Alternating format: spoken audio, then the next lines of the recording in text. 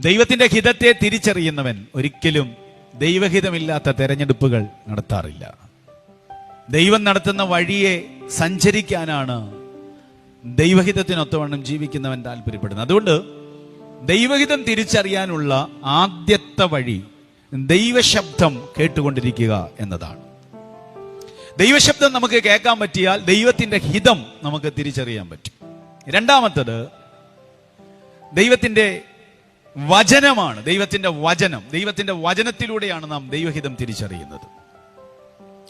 31,173 വാക്യങ്ങൾ അടങ്ങിയ 66 പുസ്തകങ്ങളുള്ള ഈ വിശുദ്ധ ഗ്രന്ഥത്തിനകം മുഴുവൻ വാക്യങ്ങളും ദൈവശാസ്യമാണെന്നാണ് വേദപുസ്തകം പഠിപ്പിക്കുന്നത്. തിമോത്തിയോസ് അതിനെ വളരെ മനോഹരമായി തിമോത്തിയോസിന് എഴുതിയ ലേഖനത്തിനകത്ത് പൗലോസ് പറയുന്നു, സകല തിരുവെഴുത്തും ദൈവശാസ്യമാണ്.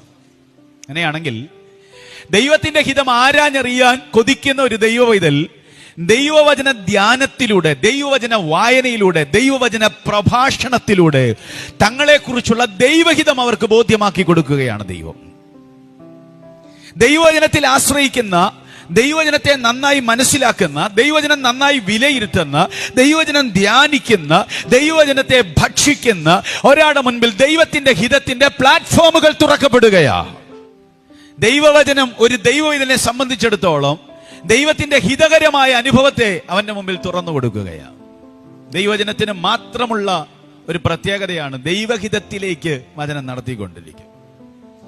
ദൈവത്തിന്റെ വചനത്തെ പറ്റി പറയുന്നത് ഇരുവായ്ത്തലയുള്ള ഏത് വാളിനേക്കാളും മൂർച്ചയേറിയതും പ്രാണനെയും സന്ധിമഞ്ചകളെയും തുളച്ചു ചെല്ലും വരെയും വേർപിടിക്കും വരെ തുളച്ചു ചെല്ലുന്നതാണെന്നാണ് വേദപുസ്തകം പറയുന്നത്. അപ്പോൾ ദൈവത്തിന്റെ വചനം വാള, അത് ചെത്തിക്കൊണ്ടിരിക്കും.